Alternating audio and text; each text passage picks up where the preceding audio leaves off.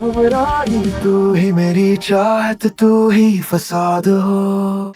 तो प्यारे दोस्तों, हमराही की आने वाली किस्त बहुत ही ज़्यादा धमाकेदार हो चुकी है। इस किस्त में इल्हाम सहान को बोलती है कि तुम मेरी बहन एलिफ के कातिल हो। ये सुनकर सहान आग बगोला हो जाता है और गुस्से में उससे कहता है कि मैंने तुम्हारी बहन को नहीं मारा। लेकिन इल्हाम इसकी बातों पर यकीन नहीं करती और वहाँ से चली जाती है। दूसरी तरफ गाजी यूसुफ गुस्से में अपने मुलाजिम का गिरेबान पकड़ लेता है और उससे कहता है कि अगर सहान को इस बारे में पता चला कि एलिफ को हमने मरवाया था तो मैं तुम्हारी जान ले लूँगा। लेकिन वो मुलाजिम चुपचाप खड़ा रहा और कहता है, सॉरी मालिक, मैं ऐसा नहीं करूँगा। मैंने आपका नमक खाया है और आपके साथ गद्दारी कभी नहीं करूँगा। गाजी यूसुफ कहता है कि मैंने इस लड़की को बहुत ही ज़्यादा छूट दे दी है और इसको नज़रअंदाज कर दिया है, लेकिन मुझे ऐसा नहीं करना चाहिए था।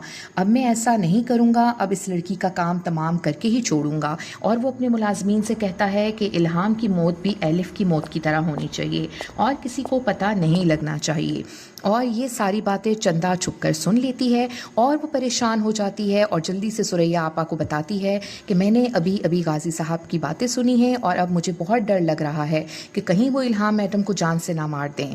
और उधर रानिया सहान को कहती है, इस लड़की ने तुमसे सही से बात भी नहीं की और तुम्हारी इज्जत का लिहाज भी नहीं रखा, तो ऐसी लड़की के इंतज़ार में बैठने का क्या फ़ायदा, ऐसे प्यार का क्या फ़ायदा।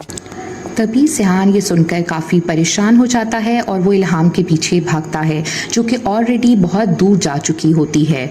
तो दोस्तों, ये था आज का ड्रामा सीरियल हमराही का रिव्यू। मज़ीद ऐसी वीडियोस देखने के लिए हमारे चैनल को सब्सक्राइब करें और अपने कमेंट से ज़रूर आगाह करें। अल्लाह हाफ़िज़।